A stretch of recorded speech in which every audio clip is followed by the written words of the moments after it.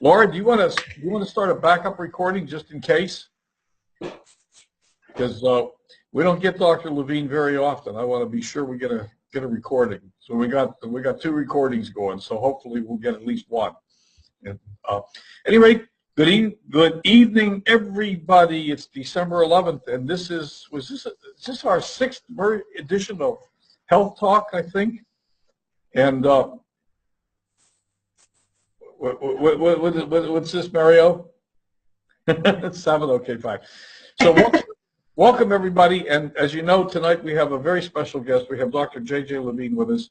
We don't have the usual format. We're not doing any PowerPoint presentations or anything tonight. We're just going to talk about probiotics, prebiotics, enzymes, your gut health, and try to wrap a bow around this topic, which seems to have a lot of question and confusion. So with that said, I'm going to basically shut up, Dr. Levine, and the floor is yours. This is your show. And what I thought we would do, and I think you're on the same page with this, is to start with just an overview of what all this means to us. Prebiotics, probiotics, enzymes, and how it all plays together, and what's the importance of it, and gut health. And Sure.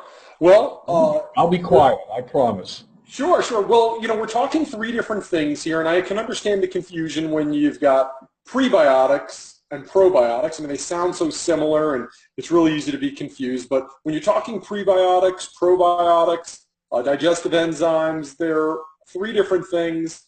And so really, let's get down to it. And hopefully for those that are watching this either live or on the recording, they'll take some notes, and I'll try to keep it really, really brief the way I understand it to be. So let's start with PRO, probiotics. Probiotics are live bacteria or good bacteria. And we all need to have good bacteria in our body to be healthy.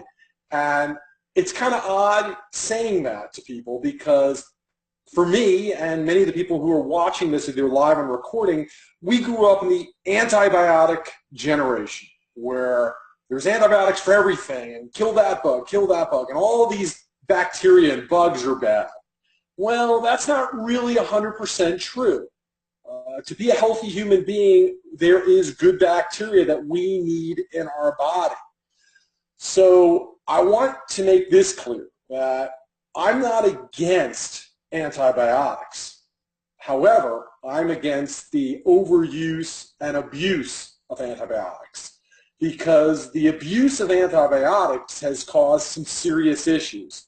The first issue that it caused is the age of superbugs. We have bacteria and bugs now that are so strong, they've evolved so quickly that we don't have a bacteria to treat it. The other issue is we've taken antibiotics and antibacterial products so much and so often, and it's proliferated within our society that it's decimated our probiotics. It's killed the good bacteria in our body. So the question really is, you need probiotics in your gut. It's good bacteria. How do you increase probiotics? Well, first of all, the first piece of recommendation I'm going to give the listeners is avoid asking your doctor and avoid taking antibiotics for every little sniffle, sneeze, and cough. That's the first thing.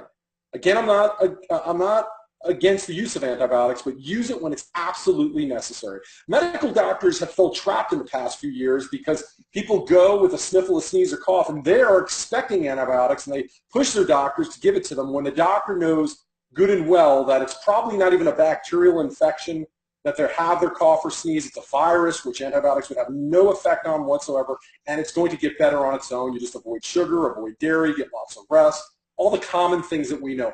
However, if you're taking an antibiotic for every little sniffle and sneeze, you're going to decrease the natural probiotics, the good bacteria in your body. The next thing that I would ask people to increase the probiotics in their body is to eat as low on the food chain as possible. As we eat meat, if we eat animals, these animals have been raised in a situation where they've probably been given antibiotics for most of their life. And that antibiotics gets into their basically muscle cells, it gets into the protein, it gets into the food that we're eating, and that creates a problem. So we're consuming dairy products and meat products that are filled with antibiotics. Now, for your vegetarians that are listening right now thinking, they're kind of checking out, they're thinking, I don't have to worry about that, I'm a vegetarian. Well, I'd say yes and no. You have to be careful or be sure that you're eating organic fruits and vegetables and not overcooked fruits and vegetables, because if you're eating fruits and vegetables that are not organic, chances are they can be getting a water supply or a soil supply that's contaminated from the animal farm right down the street, where the animal waste has antibiotics. So that's an issue too. And then the third piece of advice I would give somebody to increase their probiotics, pro is good biotics in their gut, is to avoid, if not completely eliminate, antibacterial personal care products. And 20, 30 years ago when I saw these antibacterial soaps, these hand soaps, antibacterial toothpaste, you name it, never allowed it in my household. So, I would say get back to the person who invited you to this video, whether you're seeing it live or on archive, because they'll share Essanté Organics toxic-free and, of course, antibacterial-free personal care products from our Sparkle tooth polish, our hand candy. And if you do those three things, your probiotics in your gut, your good bacteria can start naturally increasing. But then I would give you one more piece of advice, and that's going to lead me into from probiotics to prebiotics, is make sure you feed your probiotics. And how do you feed your probiotics? How do you give them food to help them proliferate and grow even faster in your gut? Well, you're going to want to feed them with prebiotics. Prebiotics are literally non-digestible carbohydrates, which are the food source for probiotics. So prebiotics and probiotics, they sound familiar, but they have a symbiotic relationship. Probiotics need prebiotics. It's their food source. Now, an amazing probiotic for people to take, prebiotic, to feed your probiotics, to help proliferate the probiotics in your body, is inulin. And I've shared this in a video before. I don't want your listeners, your viewers to get confused that this is insulin. This is inulin without an S. This has nothing to do with the hormone insulin. And as a matter of fact, inulin is not only an amazing probiotic for anybody, prebiotic for any of us, it's amazing for people who have diabetes. It's not going to affect their blood sugar. It has no caloric effects. And it's for this reason that we use inulin as an amazing prebiotic, organic inulin, in all three of our 7.365 shakes, our vanilla, our chocolate, our 7.365 salted caramel, all of them. It's organic. It's a phenomenal prebiotic, and it helps feed those probiotics. The other place in our product line where you can get prebiotics is our Be Natural product. That has, of course, prebiotics, but also has a lot of other nutrients that are very, very important. And then lastly, at the sake of being verbose, forgive me, but you asked me to explain the three things. Digestive enzymes are critical for health. They're different from probiotics. They're different from prebiotics. And forget about digestive enzymes for a moment.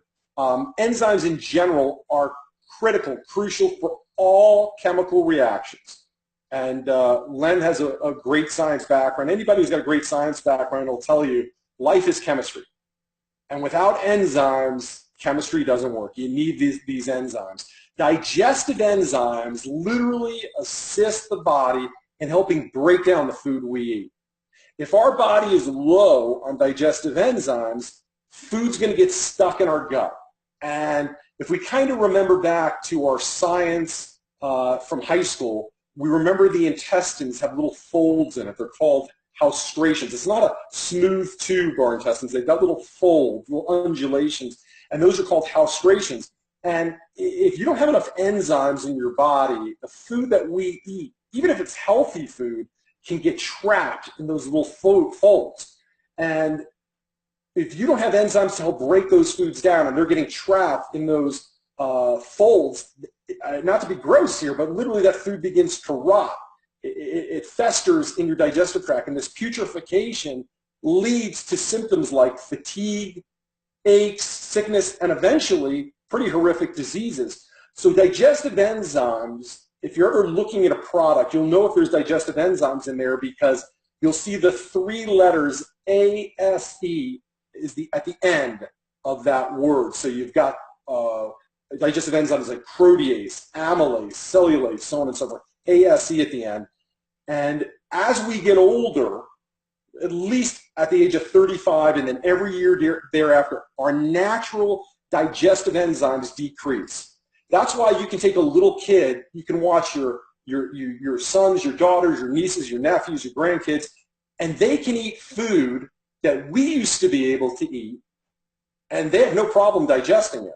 We eat that same food, and though we used to not have problems, we have problems now because our enzymes, our digestive enzymes have decreased. It's just part of the normal aging process. Now, if that wasn't bad enough, digestive enzymes also are deactivated by the overcooking of our food. So as soon as you cook something, even fruits and vegetables, at 118 degrees, it's going to deactivate your enzymes. And even though that food might have enzymes in it, maybe you're eating an organic carrot, you just overcooked it, the enzymes are deactivated. They're not going to do you any good.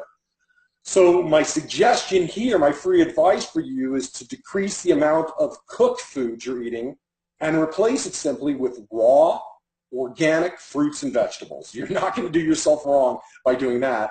And another suggestion is to supplement your diet with Daily Digest. Now, it's a shameless plug. I mean, you can see that we're part of Essanté Organics here, and I'm sure you might have the question, so let me just jump in here and answer it. What's the difference with your Daily Digest enzyme with the product that I already have? Well, what we've just done, and we'll continue to do this, is we challenge anybody out there, anybody who's watching this webinar, we challenge, if you've got an enzyme, a digestive enzyme product in your house, put it to the test. Do the Oatmeal Test. If you're a formulator, if you've got your own company and you're watching this webinar, if you've got an enzyme, put it to the test. And it's literally the Oatmeal Test. And make yourself some instant oatmeal, wait for that oatmeal to cool down, it's in its bowl, and solidify as it cools down. As we know, once it solidifies, you can take that bowl of oatmeal and turn it upside down, and it's probably not going to come out of the bowl. It's going to be solid, and that's not a bad thing. I'm old enough to remember that oatmeal is good food. It sticks to your ribs. It's a good food to have in the morning as breakfast. But the point is, take the enzyme that you have currently, open up the recommended amount that you're supposed to take per meal, and put it in that oatmeal, and then stir up that oatmeal, and see if that oatmeal kind of loosens up, becomes more liquid within a minute or so. If it doesn't, or if it barely makes a difference, ladies and gentlemen, that enzyme is a waste of your money. And if it can't help create that activated reaction where it's like starts digesting your oatmeal and liquefying it, there's no way that digestive enzyme that you're spending good money on is going to do anything to that protein or fat that you're consuming. So we put people up to that test, and when they use our Daily Digest, one little capsule within a minute, it's almost like water. It's so liquid. So forgive me for going on and on and on there, Len, but that's the differences between probiotics, good bacteria, prebiotics, which feeds your probiotics, and digestive enzymes, which are catalysts to help all chemical reactions occur. I'll turn that back to you now, Len. Okay, let me unmute. Well, not just me. Anybody else, anybody that has any questions can jump in here. But let me sort of go back to the beginning. So let's go back to the probiotics again. So we know that the probiotics are good bacteria, and I can relate to that. I understand that. No contest whatsoever. I also firmly believe that we are destroying our probiotics, our good bacteria, with all the antibacterial stuff around. I personally don't use antibacterial soaps or anything. I'm fully on board with you on that. So, but our probiotics are damaged by the environment, by the world we live in, by the toxins that are invading our environment, by all the things that are going on. Is there any replacement? How do we replace them? How do we get good probiotics into our body? Does it come from any supplement or any place, or we just have to build it up? Good point. And I think eventually we'll create a probiotic line for Essanté Organics. I can't promise you anything, but it is a major problem. I feel the normal body can rebuild it given the advice I've given, but if you're going to get an enzyme, or excuse me, if you're going to get a supplement that has probiotics, there's many of them out there. Of course, I can't recommend any. I don't know if they're good or bad. Honestly, you can get probiotics, and I shy away from dairy products or generic recommendations, but yogurt is a great probiotic. You know, you've got live enzymes in there. So, you know, you don't have to make it much more complicated than that. If you're a vegan or you're trying to stay away from dairy, if you can't get a organic or a source of yogurt, you know that it's not been exposed to antibiotics, then there are some supplements out there, some liquid drinks, some vitamins and pills and things of that nature. Okay. So probiotics we're sort of on our own for right now. And right now, as far as Essanté Organics goes, as far as increasing by a supplement perspective, but again, with the advice I've given you, having toxic-free antibacterial soaps and things of that nature that we do offer, like you're using, Len, that in and of itself, and feeding the probiotics. Everybody listening to us now, they have probiotics in their body, unless you've been on antibiotics, and you've just completely crushed them out of your body. But they're going to rebuild, and they'll rebuild that much faster if you're consuming organic inulin and things of that nature. Some good prebiotics to feed them. Okay. Okay, good. So there were some other questions that we had that my printer ran out of ink, so I had to print in ink in a color that I can't see now. But so one of the let's go to the digestive enzymes, and Laura and Mario, jump in here anytime. Anybody wants to jump in, unmute yourself and jump in. Let's go to the digestive enzymes. So we've got the enzymes. We're supposed to take one within 2 minutes of eating. Mm-hmm. So let's talk about what that really means. And one of the specific questions I gave you is, okay, look, my memory's terrible. I mean, this is not something that I've had my enzymes here long enough to know that I forget to take them more often than I remember to take them. Sure. And so suddenly I've got that. Now, I'm being facetious. I don't eat fast food, but suddenly I've got that quarter pounder with cheese bouncing around in my belly, and my enzymes are on the table, and I'm going, oh, shoot, now what do? Should I take it anyhow, or is it absolutely too late? It's not too late. It's optimum, of course, if you take it right before you start chewing food for the first moment.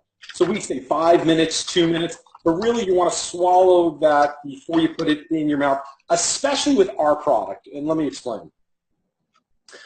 A lot of the inferior digestive enzymes on the market need acid to activate it. It's not going to activate without acid. So it needs to get in the stomach to activate. If you do that, as the stomach acid starts working on it and you're eating food, you need to break down that food. The body doesn't recognize, oh, Len just took an enzyme. Let me wait to digest that, food that he just ate until that enzyme starts kicking in. It's not intelligent in that way. It's just going to start doing its thing. Well, the problem is we tell people you're going to want to consume that right before your first bite, because with our enzyme, it's alkaline activated versus acid activated. It's alkaline. So it's going to start working the moment you put it in your body. And the three main purposes, and really at the end of the day, Len, this is what people have to understand why we recommend digestive enzymes. The three reasons, and I've kind of touched on some of them already, is one, you want to conserve your body from using its own enzymes that it has within it. Remember, as we age, those enzymes are decreasing. So you don't want to make them decrease anymore. So one, you want to get that enzyme in you before you start chewing your first food, so you don't start using your digestive enzymes that you already have in your body prematurely.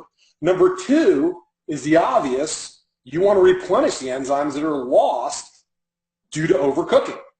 So you can take things that have enzymes already in it, digestive enzymes, your carrots, your vegetables, your fruits, all these things have active live enzymes in it, and then if you overcook it, you're eating like a dead vegetable, really, or a dead fruit. I mean, you're going to get some nutritional benefit, and that you've heard me talk about why these pasteurized juices are so bad too. These pasteurized juices are so bad because they can have the greatest ingredients in the world, but if they overcook it, if they pasteurize it, even if they flash pasteurize it, it's deactivated. The enzymes are done. They're done.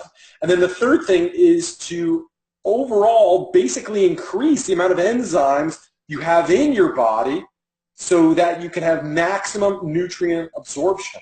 So we all were told, we were raised that you are what you eat, and I disagree with that. You are what you can assimilate. So you can be putting the best foods in, but if those great foods aren't getting assimilated, digested, if you don't have enzymes to make it work, it's not helping your DNA, it's not helping your energy, it's not helping your immune system to the level that it should be. So that's the third reason, to make sure you have enough nutrients and there are enough enzymes in there to really get the best bang for your buck when you're eating. And then to finally answer your question, so what if we forget? And I've forgotten to. I have all my Essanté nutrition out where we prepare most of our meals, but sometimes I forget, or sometimes I'm out and about. Can you take it after you've started eating? Absolutely you can. It's just going to be most effective if you have it before.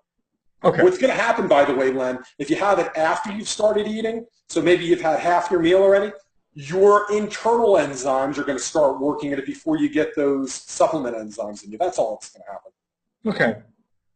So we've had a couple of people taking, Mario, Mario? Yeah, I just wanted to ask, Go ahead, can you clarify a little bit about I like you had touched upon it, the alkalinity versus the acidity, the reaction. Mm-hmm. Can you kind of emphasize that? Because I think a lot of people, even I didn't know when I first got in it, that, I figured it had to get down to the stomach to trigger it, to activate it, and it's not. If you have it with the alkalinity, it's triggered as soon as you consume it or ingest it, if I'm correct. Great point, Mario. And we have that formula designed that way because as you look on the market at the digestive enzymes that are out there, they aren't going to get the results that we get. Most of them are going to fail the oatmeal test. They need acid to really get going. And that's quite honestly part of the reason why they're failing, not to mention their ratios are off and they're not using the enzymes that we're using or sourcing the enzymes the way we're using it. So we designed it to be an alkaline activated form. Of course, the acid's going to make it work as well, but the second you get it right in your mouth, your saliva and whatnot, which is going to, depending on who you are, could range from alkaline to acidic, but at least it's going to start working right then and there. You don't have to have that really big HCl splurge, that hydrochloric acid that one has in the stomach. You don't have to wait for that to start working. It's going to work way before that. And that's another value for daily digest. You just don't have in other digestive products. Thank you. Thank you. So several of us have had the same experience. I know, Laura, I think you were one of the ones that mentioned this. You've been taking the enzymes for a while, and you've noticed what should one expect? Laura, come and jump in here. I think you've been taking, you're muted, by the way. You can unmute yourself. I think you've been taking them for a while, and the question is, you haven't really seen that big of an effect. What should we expect, and how long does it take before we know that they're doing something for us? Great question. So before I answer specifically, how do you know the digestive enzymes are working for you? I want to back up a little bit for something that I've been talking about for a couple of decades now. Because the same concern, and I have this concern too, is how do you know your vitamins are working? How do you know this is working? How do you know that is working? I don't feel any differently. So the analogy I'd like to give you to answer that question, and I promise I'll get to Laura's question, is this. I think we all can agree, in fact, I'm quite confident we all can agree that it's right before Christmas right now. A couple of weeks, it's going to be Christmas. Therefore, New Year's is like 3 weeks away. if we all made a New Year's resolution, everybody who's live on this webinar now, anybody who's listening to the recap, I think we'd all agree that if we all, as a group, made a resolution that we would each consume a cup of raw organic broccoli every day, basically for the rest of our lives, if we were committed to doing that, I'm quite confident we'd all agree that that would be a good thing for our health, no matter where we are on our health spectrum. Would you agree with that, Len? Yeah, I believe so. Yeah. It's, good organic green vegetables. So if we were all to do that, depending on where we are with our nutritional levels, how our nutritional levels are currently, some of us might feel instantly better. But some of us, after 30 days, maybe even after 2 months, say, I've been consuming a cup of organic broccoli for the past month or 2 months, and I don't feel differently at all. That broccoli's not working. And that would be kind of folly to say that, right? Obviously, we know the broccoli is working. It just hasn't changed our symptoms or hasn't changed the way we feel. So now let me relate that to digestive enzymes. Somebody's been taking enzymes for a few weeks, a month. They don't feel any different. How do you know if your enzymes are working? How would you feel? Well, first of all, if you take it outside of the body, in vitro versus in vivo, and you do the oatmeal test, you're going to see what this enzyme is capable of. It's digesting that oatmeal, and it's going to do that to the other foods that you're consuming too.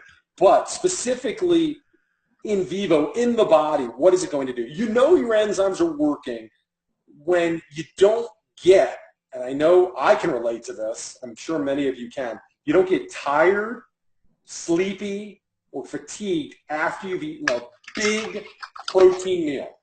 That's called postprandial lethargy or post-eating fatigue. I know we've all experienced that. We've probably had it after a big Christmas dinner or a big Thanksgiving dinner. We've had that, or we've gone to a restaurant and pigged out, maybe at a buffet or whatever. We've had that.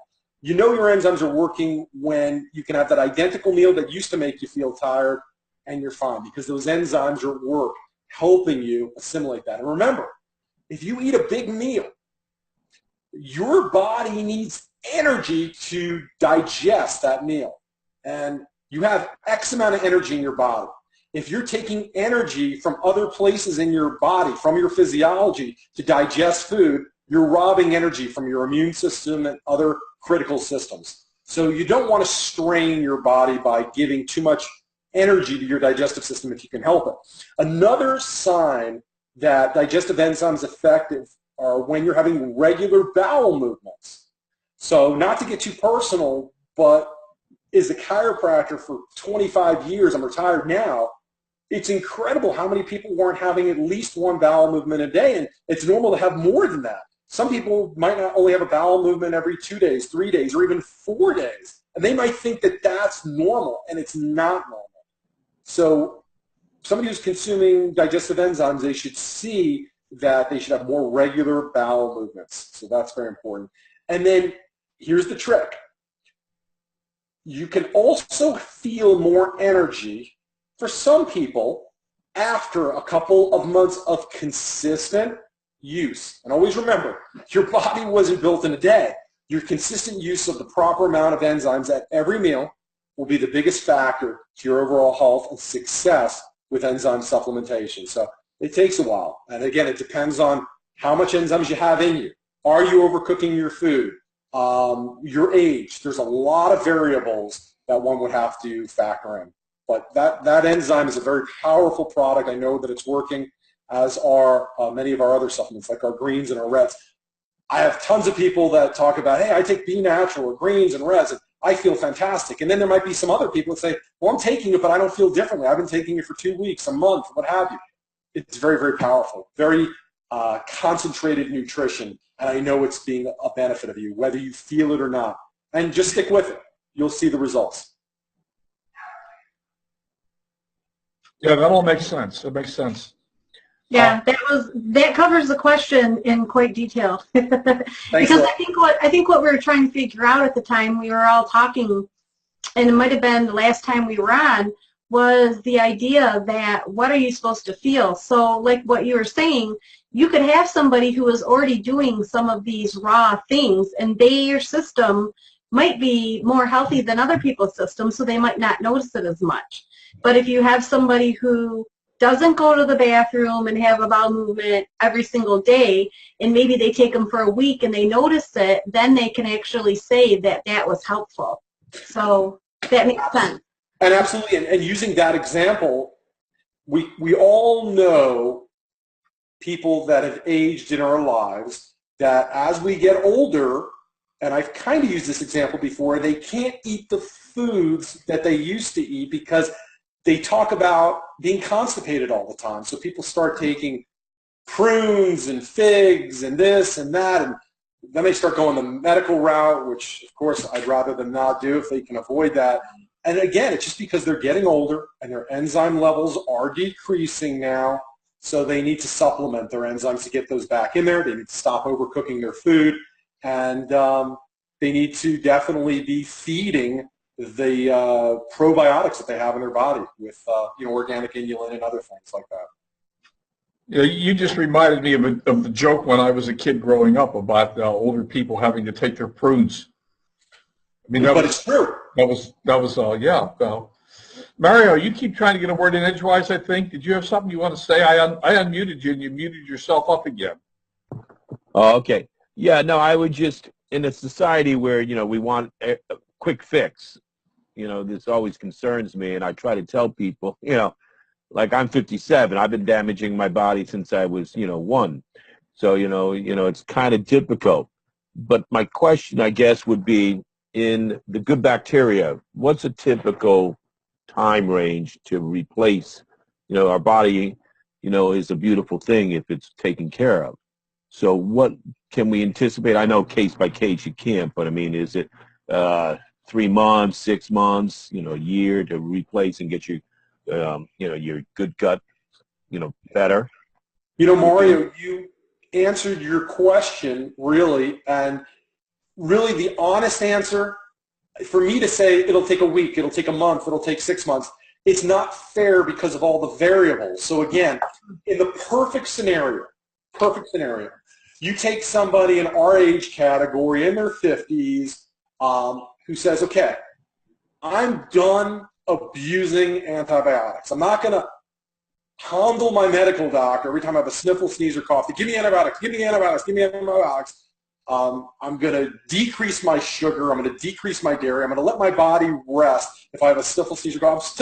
I'm not avoiding proper medical care, but I'm not going to be pushing taking antibiotic for every sniffle and sneeze. Number 2, I am going to eliminate antibacterial products, which are just absolutely ridiculous, especially synthetic antibacterial products, your soaps and your shampoos and things of that nature. I'm going to eliminate them. So I'm going to allow the good bacteria to proliferate. And then 3, I'm going to make sure my diet is rich in foods and or supplements that are going to feed my probiotics. And then 4, if you need to do this, if you've been damaged by years and years of antibiotics, and there's a lot of people like that, and you can't find a good supplement, I think somebody mentioned it in the chat, Kombucha nectar is really good. I mentioned if you can get a good yogurt that's, if you can assure yourself it's organic, whatever organic dairy really is. If it doesn't, if the animals have been treated with antibiotics. And then last but not least, you're lowering your, on the food chain, you're eating, organic, overcooked. You don't overcook, these fruits and vegetables. Do I believe that most people can really start bringing those levels up in a month or 2? Absolutely, absolutely. And again, that's going to be better or worse depending on all those variables I spoke about. And, this may not even seem like it fits in, but be careful of using microwaves, people, because not only are they overcooking your food, but the negative health ramifications and consequences are just now coming out. I have a microwave in my house because it came with my house. It's an expensive clock. That's all it is. We never ever use it. Yeah. Well, that's a topic. That's a topic for another day. Yeah, absolutely. In of itself, microwaves. Yeah. Well, this has been really awesome. Go ahead, Laura. Okay, well, you know what we did was we do have a health talk page. It's a group that we have in Facebook, and before our talk tonight, what we did was we put in there, we opened it up for people to throw questions in there.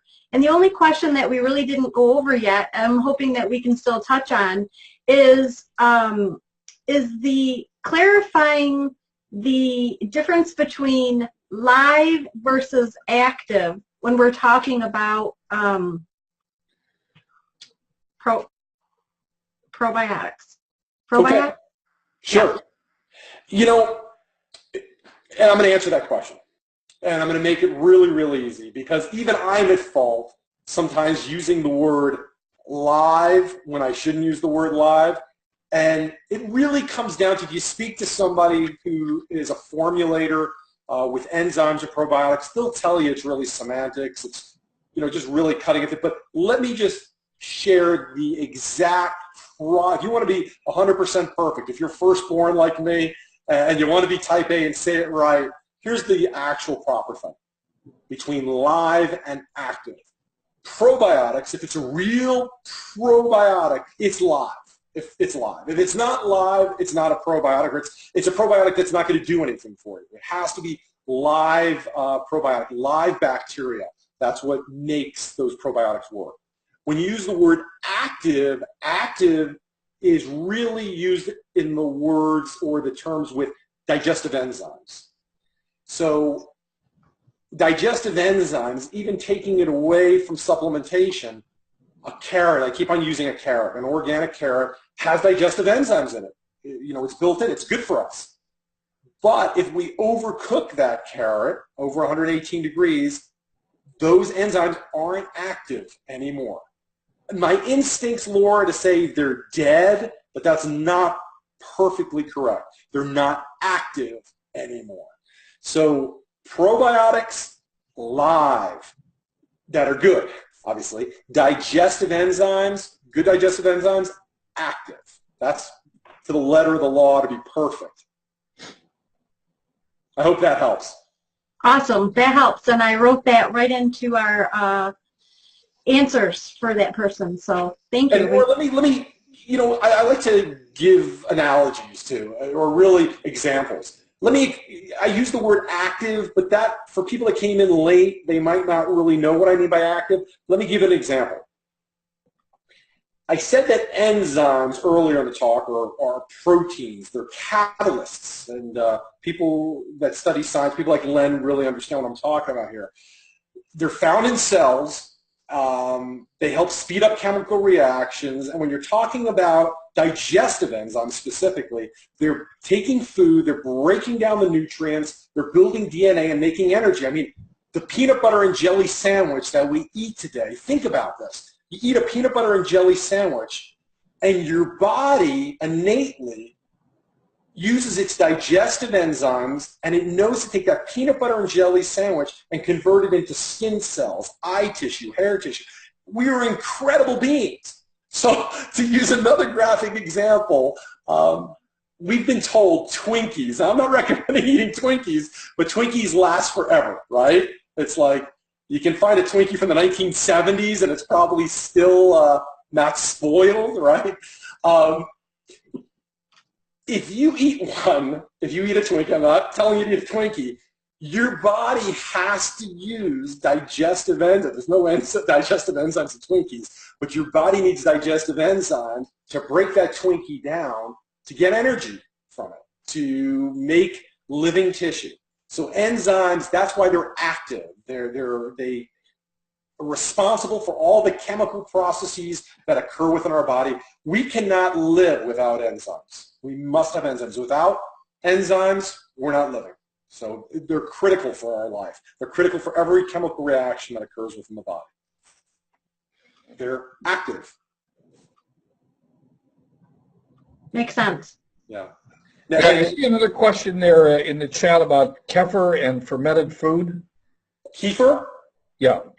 Kefir? Yeah. I believe kefir, I could be wrong, but I believe kefir is like yogurt in that it has probiotics in it, I believe.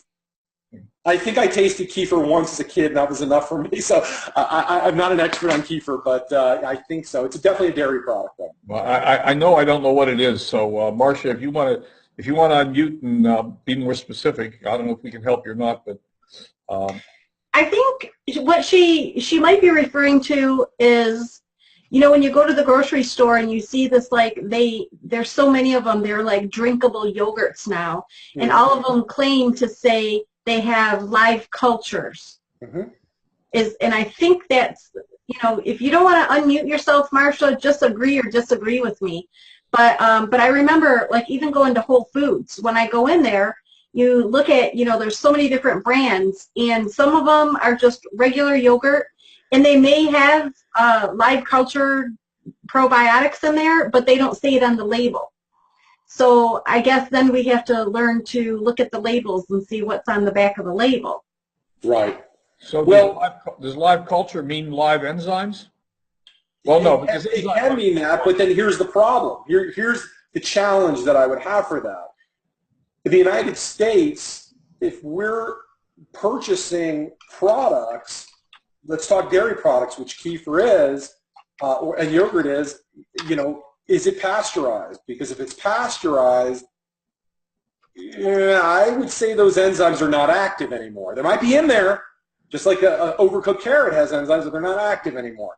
Now, they could still have live culture, though, in it. Live probiotics might be added afterwards, after they pasteurize it. I don't know. I couldn't comment on their formulation process or how they make it, but I've seen that too with yogurt. I've seen it with kefir, live cultures. And, you know, even the medical world, they'll tell you, you know, if you've taken antibiotics and you start getting infections and whatnot because you've killed all the good bacteria, other type infections, they've recommended using yogurt and things with live cultures in it as well. But if we're using the terminology correctly, live specifically has to refer to probiotics, not to enzymes.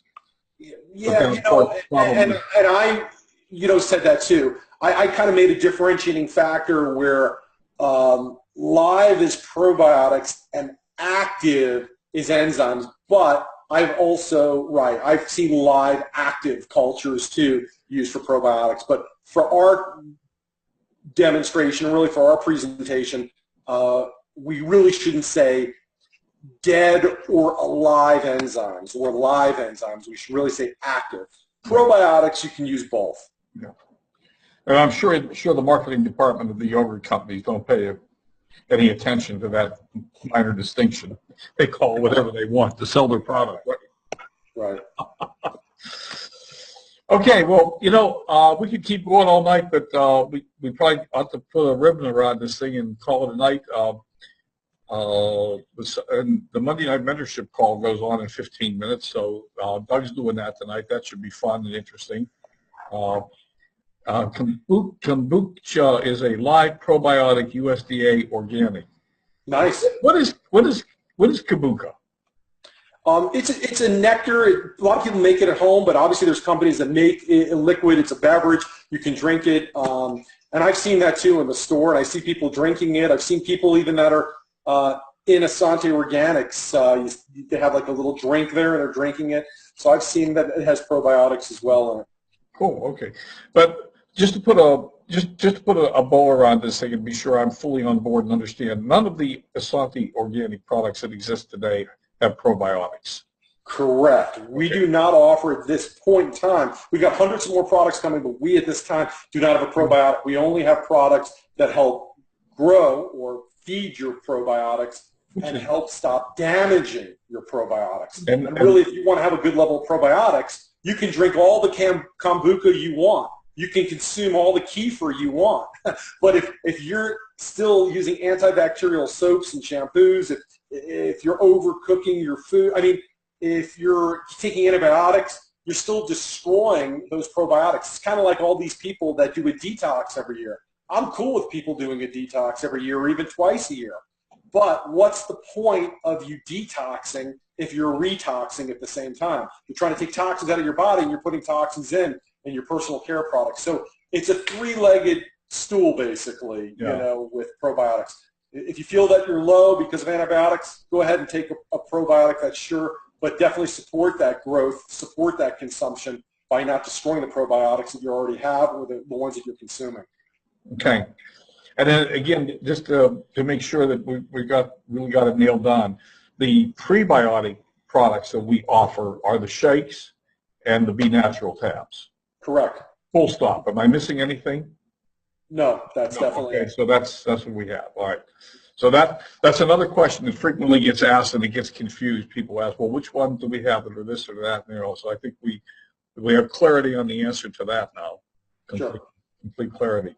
And Kombucha, find it in the refrigerated drink section of the grocery store. Works with a green diet and a great way to get live probiotics. All right. Thank you for that, Sue. All right.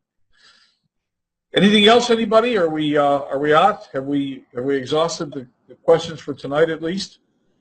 Well, I just want to emphasize, I like the idea that Dr. Levine had mentioned that it's 3 parts to it, because a lot of people get excited about taking the prebiotics and stuff, and then I tell them, I said, but if you're taking all the shampoo and all the toxins, the other stuff, you're really kind of contradicting or really canceling each other out, and you're really not doing it. It's like you had just mentioned, you know, that's great that you went and did a 10-day cleanse, and then you take 285 days of toxins, big whoop. So you did it nice for 10 days. If you didn't then change your whole style of certain things, or at least be proactive, you're just building up again. Exactly. What was the purpose? So, and I think, if you'll forgive me for a moment here, Mario, I think us in this little circle right now, I'd like to see us start to be very careful about how we use the words. And I think you just said it wrong, because I said it wrong? I think so. Okay, I'm always saying things wrong. Well, I'm in the dugout. Correct me if I'm wrong. It's the antibiotics, antibacterial stuff is killing the probiotics. correct. Correct. Well, it's contradict. Well, okay, it's canceling. Okay, yep. The probiotics. Yes. Yeah, not the I prebiotics. said it wrong. I misspoke. I believe you said prebiotics. I'm just Yes, the reason I'm catching it is not to be picky, but to try to get us to make sure that we all fully understand that we can be a core group here that can really explain this to people and use the terminology and not interchange these words. Because I can't even spell the word, so I mean I'm the wrong person. But yeah, I'll be more active. Yeah. But I think some of the confusion comes from the fact that we have all. Well, I've been guilty. I've been guilty of interchanging these words because I didn't fully understand them. So I would use them. And I think we need to just be careful of that. All right, anyhow, that's enough. That's enough. I'll be quiet now. So, at least Len, Mario, Laura, Sue, everybody, thank you for inviting me to this webinar, and thank you everybody for your participation, and look forward to sharing again with you real soon. Yeah. Thanks for joining us. Thank you. Very informative and clarified. Thank you. Yeah, we thank you so much for being here. I'm going to kill the recording. Thank you, everybody. Have a wonderful evening, everybody. All right. You too. Thanks. Thank you. Bye-bye. Hey, Bill. Bye-bye. Bye for now. Bye.